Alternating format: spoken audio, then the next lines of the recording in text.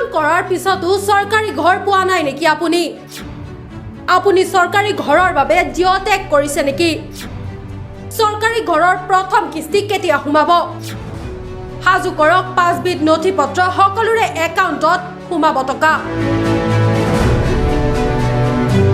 আবেদন কৰাৰ পিছতো চৰকাৰী ঘৰ পোৱা নাই নেকি জিঅ' টেগ কৰাৰ পিছতো অপেক্ষাত আছে নেকি চৰকাৰী পকী ঘৰৰ বাবে তেন্তে আপোনাৰ বাবে আহিছে গুৰুত্বপূৰ্ণ খবৰ চৰকাৰী পকী ঘৰৰ বাবে আবেদন কৰাৰ পিছতো বহু পৰিয়ালে এতিয়াও ঘৰৰ সুবিধা লাভ কৰিবলৈ অপেক্ষা কৰি আছে কাৰোবাৰ আবেদন সম্পূৰ্ণ হৈছে কাৰোবাৰ জিঅ' টেগো সম্পন্ন হৈছে কিন্তু এতিয়াও একাউণ্টত ধন সোমোৱা নাই এনে হিতাধিকাৰীৰ বাবে এতিয়া গুৰুত্বপূৰ্ণ হৈ পৰিছে পৰৱৰ্তী প্ৰক্ৰিয়াটো মুখ্যমন্ত্ৰী হিমন্ত বিশ্ব শৰ্মাৰ ঘোষণাক কেন্দ্ৰ কৰি চৰকাৰী ঘৰ লাভৰ বিষয়টোৱে পুনৰ চৰ্চা লাভ কৰিছে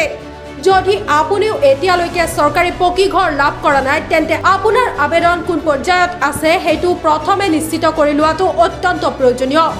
বিশেষকৈ জিঅ' টেগ সম্পূৰ্ণ হৈছে নেকি হিতাধিকাৰীৰ তালিকাত নাম আছে নে নাই আৰু বেংক একাউণ্টৰ তথ্য সঠিক আছে নে নাই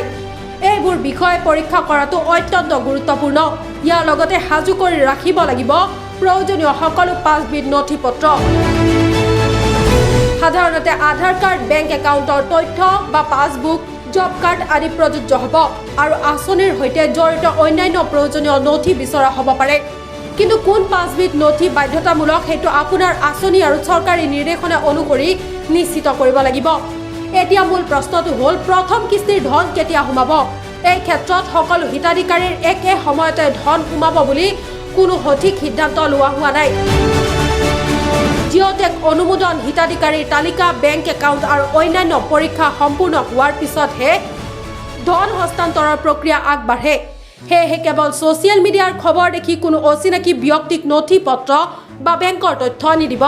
কোনো ধৰণৰ টকা দি চৰকাৰী ঘৰ পুৱাই দিব বুলি কোৱা ব্যক্তিৰ পৰা সাৱধান থাকিব অৰ্থাৎ আবেদন কৰিছে জিঅ' টেগ হৈছে কিন্তু ঘৰ পোৱা নাই তেন্তে এতিয়া নিজৰ আবেদন আৰু হিতাধিকাৰীৰ স্থিতি পৰীক্ষা কৰক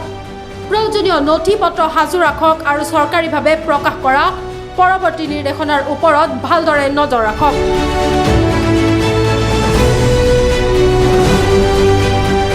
news desk report news any digital